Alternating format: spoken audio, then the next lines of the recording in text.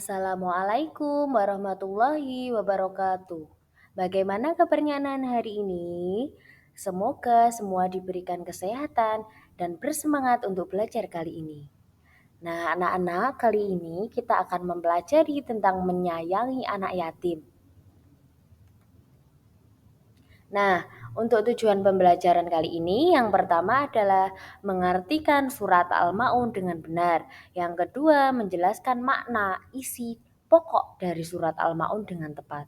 Yang ketiga, menghubungkan ayat Al-Quran dengan perilaku sehari-hari dengan benar. Nah, anak-anak, mari kita membaca surat Al-Ma'un ayat 1-7. A'udzu billahi minasyaitonir rajim. Bismillahirrahmanirrahim.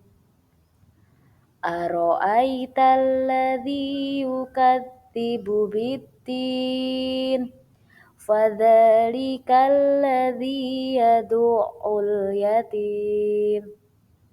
Wala yahuddu ala ta'amil miskin. Fawailul lil musallin. Alladzina hum an sholatihim sahun.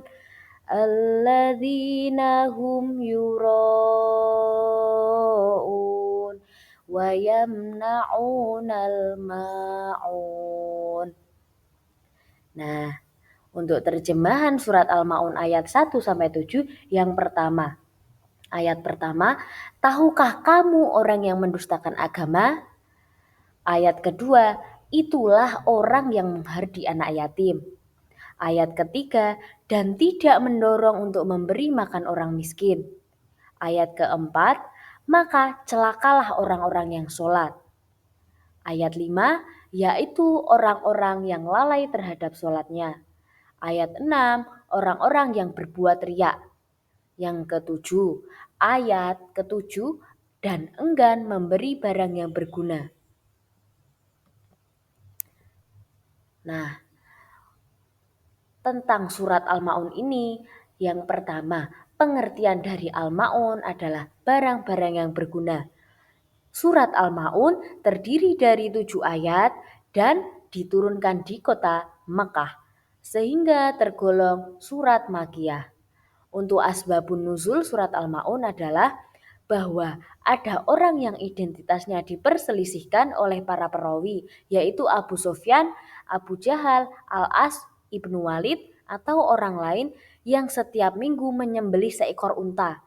Suatu ketika, ada anak yatim yang datang meminta sedikit daging yang disembelih, mereka menghardik dan juga mengusir anak yatim tersebut. Nah, itu adalah sebab diturunkannya surat Al-Ma'un. Nah, selanjutnya, apa sih itu menyayangi anak yatim? Menyayangi anak yatim itu berarti memberikan perhatian, kasih sayang, dan dukungan kepada anak-anak yang kehilangan salah satu atau kedua orang tua mereka. Nah, selanjutnya, mengapa sih kita itu harus menyayangi anak yatim? Karena menyayangi anak yatim adalah tindakan yang sangat mulia dan memiliki banyak nilai kemanusiaan serta spiritual. Bagaimana cara menyayangi anak yatim? Yang pertama, memberikan kasih sayang dan perhatian. Yang kedua, memberikan kebutuhan fisik atau psikologis berupa makanan, tempat tinggal, dan juga pendidikan. Yang ketiga, menjadi pendamping atau penjaga. Kita itu menjaga anak yatim, mendampingi jika mereka sedang kesusahan. Yang keempat, mendoakan dan memberikan dukungan spiritual, dan lain sebagainya.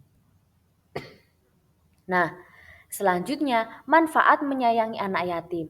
Yang pertama adalah selain manfaat mendapat pahala, yang kedua untuk meningkatkan rasa empati dan kepedulian sosial terhadap anak yatim.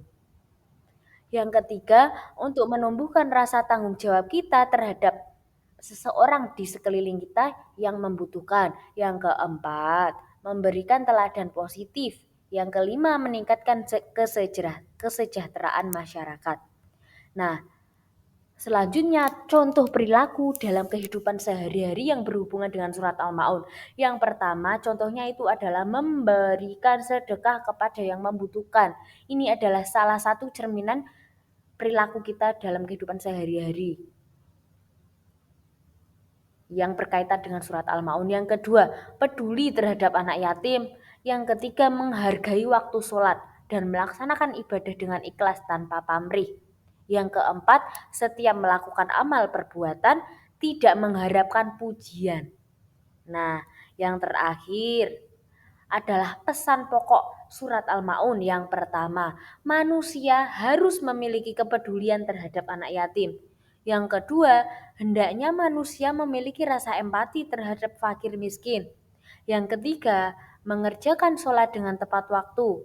Yang keempat, sholat dengan khusyuk semata-mata karena Allah.